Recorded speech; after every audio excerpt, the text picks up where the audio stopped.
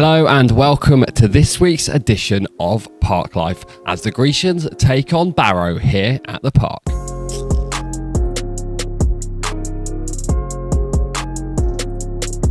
Coming up on today's show, we hear from the manager Matt Taylor, and goalkeeper Cam Dawson was also on interview duty, and we also take a look at this weekend's dedicated campaign, which is football versus homophobia.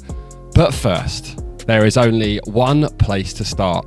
If you weren't here on Tuesday night, you missed a cracker. Here are the highlights from that epic victory over Harrogate Town.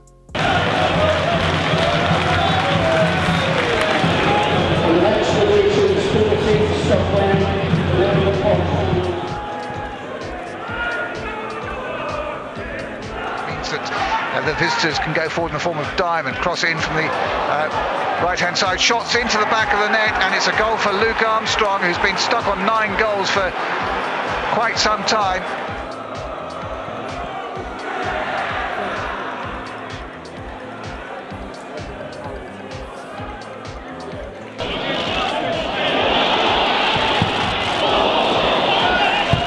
Situation overcomes the corner. More than away by Stubbs and drilled into the mix again. It's loose. It's the second goal. Quick check across to make sure the referee's assistant is happy with it. He is. And I think it's Jack Muldoon who's got...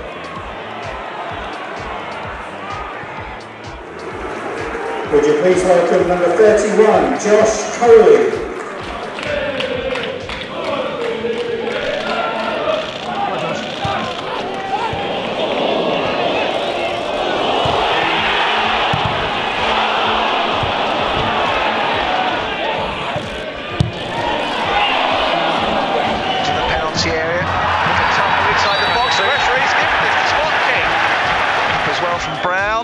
Who scores? It's a brilliant penalty right in the corner.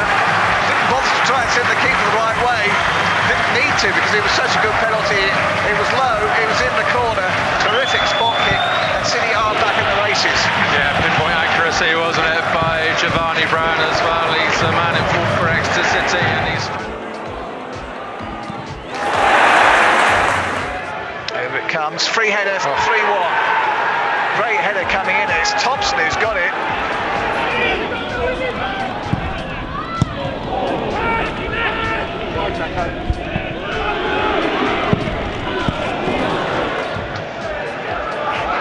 Almost a free header there for Dieng, but just too high for him. Now the shot's lashed in, back of the net, and Jonathan Grounds is the man who's got it. Travelled through a lot of defenders. One City striker's well dumbing his way out of the ball, and City get back to within a goal again. Exeter City 2, Harrogate 3. Well, he took it nicely, didn't he, Jonathan Grounds as well? Felt nicely to him, but he had one or two Harrogate players that he had to get the ball behind and or through rather. Coley gives it back to Caprice, takes a touch, then crosses in. There's a free header. There's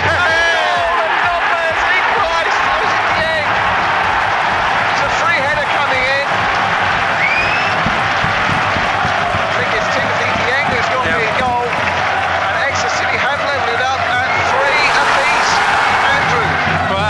Goal by Timothy Dieng, but you have to say, where was the marking? There was terrible marking there.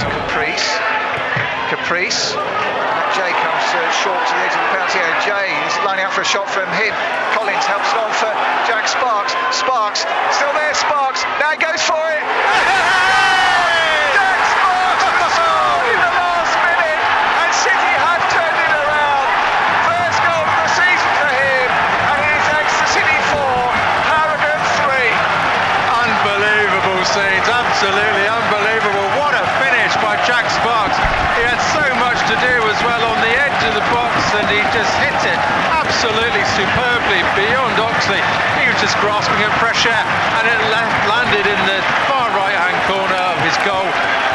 What a brilliant, brilliant goal by Jack Sparks. 3 crucial points for Exeter City, and boy have they had to work hard for it. You have to feel a bit of sympathy for Harrogate Town, but a brilliant comeback by Exeter City. 3-1 down after 65 minutes, and they've turned it around. Well, we have played the 5 minutes of time to be added on. I think we'll probably have one more.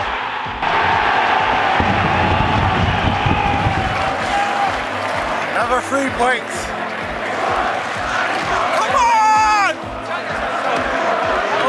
my days.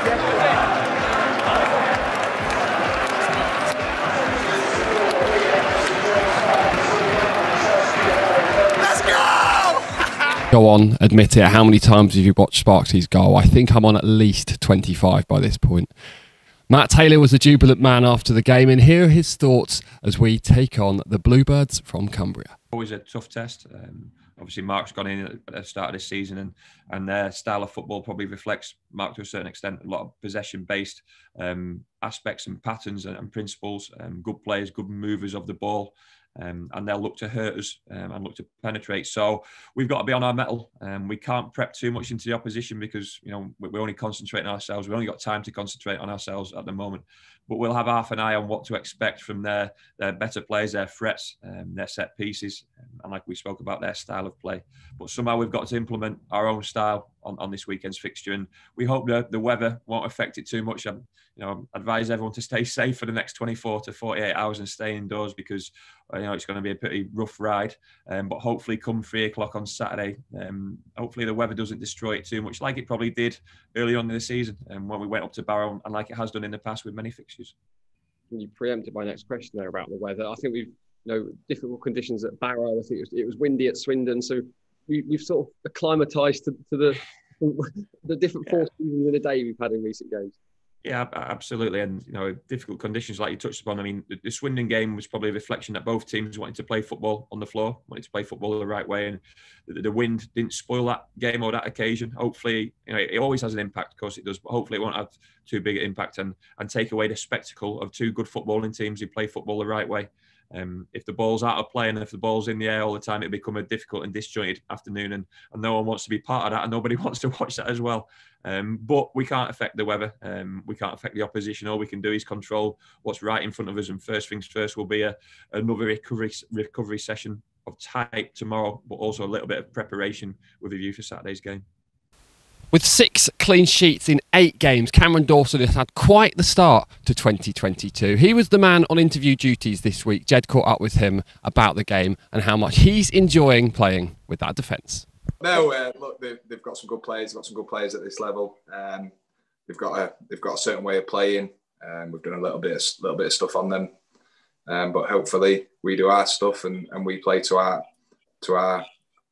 how we can. And hopefully that'll be enough to get the 3 points, and that'll be a big win. It'll be another 5 in a row. I think we did that earlier on in the season, so that's again another big momentum shifter in our sense. So that's what we'll be trying to do. I'm sure you've noticed, if you were here on Tuesday, that the structure for the new big screen has started to go up, and finally the panelling has started to go on as well. It won't quite be ready for Saturday's game, but we do hope to have it up and running in one of our March home games. Still a few more tests to run through while we get to grips of how to use it and what we're going to put on it, but it's not long until it's up and running. Saturday's fixture has been designated Exeter City's 13th annual Football versus Homophobia fixture, in which the club says no to all forms of LGBTQ+ discrimination within football and within society. Before the game, players from both sides will be wearing Football versus Homophobia t-shirts, and you'll also see Alan Quick from the proud Grecians handing out rainbow laces and information to supporters in Red Square. You'll probably see the rainbow corner flags as well for the match, and also a piece in the matchday programme. So do get involved if you can with Football versus Homophobia. Matt and Cam also gave us a little bit more about why it's important for the football club to take a stand with this campaign. Yourself, we promote so many good causes time and time again. I'm sure Saturday will be no different. The players can't play too big a role in it. I think we wear the t-shirts to warm up in, and then when we get them signed or give them out to the fans, that's our way of supporting the cause, so to speak. But the way the club and the fans and the community feel and we all conduct ourselves also is a big responsibility. We've got to keep respecting each other in any environment, no matter how angry, disappointed, disgruntled you are as a fan or as a player. The key word I think at the moment moving forward is respecting each other and respecting the environment as well. And you want to go to games of football to enjoy it and to be concentrating on the football and not have anything else which comes into the context of a game of football. And it's an incredible feeling when you see scenes like Tuesday night, and we keep on saying we want everyone to be able to enjoy that. Especially in our changing room, you know, I think it's clear to see we have such a good relationship with everyone in there, that we're all very comfortable with each other, and that's how it is. That's how Exeter City is at football, as a football club. You know, I've not been here long, but I've realised how inclusive it is. And yeah, it's a great place to be. So absolutely important as a team and as a club, we drive that message home. If you fancy some pre or post match refreshments, there is of course only one place to come here in Centre Spot. We'll be showing the early and late kickoff. That's West Ham v Newcastle and Man City v Spurs on our several screens in here. And after the game, just £3 a pint on Carlsberg, Thatcher's and Tribute. If you come with little uns, there's also the Junior Grecian zone next to the shop where there's table football. They can play FIFA and they've got their own kiosk, and there's always some fun and games going on there as well. Saturday's match with the Cumbrian side will be only our 4th meeting in the EFL since they returned to the Football League. Jed Penberthy brings us all you need to know about Barrow. Barrow were formed in 1901 when 800 people turned up to a local pub to establish a local professional football team in the area. Before then, Barrow was a home to a number of junior football clubs, but Barrow AFC joined the Lancashire League in 1901 to 1902. The town of Barrow-in-Furness is famous for its submarine dockyard. In fact, the Ottoman sub, the Akmal Hamid, was the first submarine in the world to fire a live torpedo underwater, and that was built on the Cumbrian coast. The Devonshire Dockyard building is also the tallest building in Cumbria. Good old Devonshire. In 1921, the football club were elected as founding members of Division 3, and in 1972 they dropped out of the Football League altogether after a 50-year stay. That was after, though, a 7-1 victory for Exeter City here at the park, where players like Tony Moran and Alan Banks found the net on that day. Tony Moran had previously played for Barrow and he passed away just last year. Back to the football though, and Barrow were still filling their trophy cabinet whilst in non-league. They twice won the FA Trophy, most recently in 2010. And in 2020, they got promoted back into the Football League after an almost 50-year stay. Ian Evatt guiding the Bluebirds back into League 2. He soon left to Bolton, and a couple of managers down the line, Mark Cooper is now in charge at Holker Street. With 11 strikes to his name this season, Ollie Banks is almost leading a one-man army at Barrow, helping to keep them afloat in League 2. He's got 8 league goals already this season, and the 29-year-old journeyman has played for teams like FC United of Manchester, Gainsborough Trinity, North Ferriby United, but he's most notably known for his time at Tranmere and Chesterfield. He made 81 appearances for the Spireites, and now he's propping up the charts. Exeter City have played Barrow 21 times, and the last time we did beat them was that 7-1 victory here. I'm going to mention that quite a lot, I think. Barrow racked up tough opposition for the Grecians last year with a draw and a loss when we travelled to Holker Street, and last time that Barrow travelled here was that 1-1 draw. When we played them back in August, the score finished 0-0 as the wind settled in, and hopefully Storm Eunice is not going to play a part this Saturday either. Here's the highlights of that one.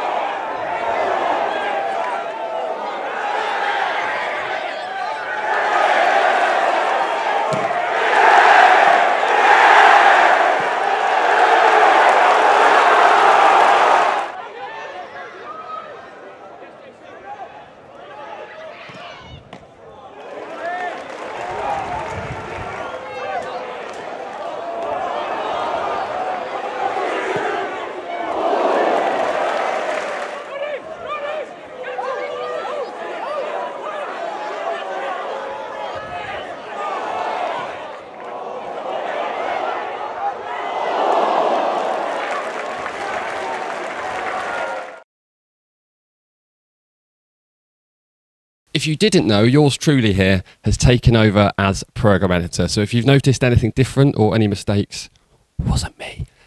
Anyway, this week's cover star is none other than our silky Frenchman, Tim Dieng. Make sure you pick up a Grecian on Saturday to find out all about his life and career. There's also all the other bits and bobs in there as usual as well. So yeah, £3.50 for 76 pages of the Grecian. Make sure you pick one up around the ground from tomorrow and also from Saturday as well. How's it go again? Oh, baby, do you know what that's worth? Tim Dieng is the best on earth. The silky Frenchman is all we need.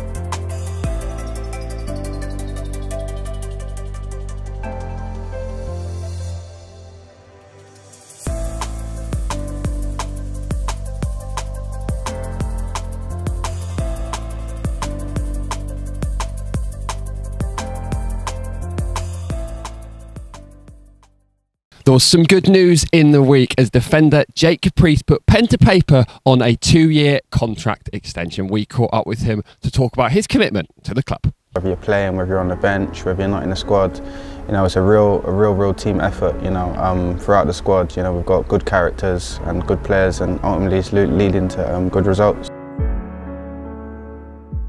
I'm delighted to get it done. Obviously, delighted to secure my future at this club. You know, I've had a brilliant year this year, so yeah, long may it continue. What was it that Matt said to you when he offered you the new deal? I think it was just more about stability. You know, I'm comfortable here in the area, you know, playing for the club. You know, we've got a great set of lads and, you know, a great set of staff as well. So I think just everything combined made me want to, you know, settle down here and, you know, sign another deal. And as you said, you're in your second season now, halfway through. How have you found the last 18 months in Exeter? Yeah, the first year was a bit stop-start. Obviously I got injured at the start and then didn't really get going, if I'm being completely honest. But this year, you know, I've managed to get a consistent run in the team and be able to show the fans and, you know, everyone what I'm about this year. A lot's been made from the players about the spirit in the dressing room as well. I mean, you've been in a few in your time. How have you found this one? Yeah, to be honest, this is probably the best dressing room I've been in. That in terms of, you know, there's no bad eggs. You know, everyone's rooting for each other, whether you're playing, whether you're on the bench, whether you're not in the squad. You know, it's a real team effort. You know, throughout the squad, you know, we've got good characters and good players, and ultimately it's leading to good results. And this season you've spent a lot of time playing on the left, which I think is a bit unfamiliar for you. I mean, have you found adapting to that side? Yeah, I mean, obviously I didn't play too much there in the past before this season, but I think I've adapted quite well and managed to, you know, bring my game over from the right to the left, and now, you know, it's got to the stage where I feel equally comfortable on either side. So yes, it's not a problem for me. On Monday, the 28th of February, we'll be holding our next fans forum, hosted by me again. I'll be speaking with Matt Taylor in the first half and a couple of squad players, including new lone striker Kieran Phillips. And in the second half, Nick Hawker will be providing supporters with an update on the scoreboard, big screen, and also the training ground developments. All supporters are welcome. It's 6:30 in the Trust Suite. What is it we say? Always got to get the badge in. Anyway, there's only one place to be on Saturday, and while we can't guarantee it'll top Tuesday, tickets are still available for Saturday's game. Head online and get them before the game, or you can get them at the kiosk in Red Square as well. Saturday's game is also available to listen to on iFollow with a match pass for just £2.50. And if you're lucky enough to be overseas while we get battered by the Storm Eunice here, you can watch it for £10 online. We'll of course have all the match coverage and reaction on our social media channels. I thought we'd end Park Life a little bit differently this week. I'm sure you can see where I'm standing. Sparksy, take it away. Be rude not to watch it one more time, wouldn't it? Comes short to the edge of the penalty area. James lining up for a shot from him. Collins helps it on for Jack Sparks. Sparks, still there, Sparks. Now he goes for it. Jack Sparks with the score in the last minute. And City have turned it around. First goal of the season for him. And it is Exeter City 4, Harrogate 3. Unbelievable scenes, absolutely unbelievable. What a finish by Jack Sparks. He had so much to do as well on the edge of the box, and he just hit it absolutely superbly beyond Oxley. He was just grasping at fresh air.